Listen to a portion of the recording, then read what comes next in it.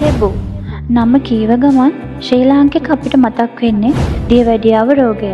ඒ තරමටම දියවැඩියාවයි තෙබුකොළයි අපි අතර ජනප්‍රියයි. දියවැඩියාව කියන්නේ වර්තමානයේ ගොඩක් දෙනෙක් පීඩා විඳින රෝගී තත්ත්වයක්.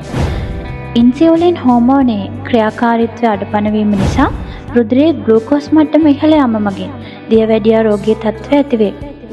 තෙබුකොළ භාවිතා කිරීම මගින් රුධිරයේ ග්ලූකෝස් මට්ටම නියත අගයක පවත්වා ගැනීමට හැකියාව ලැබෙනවා.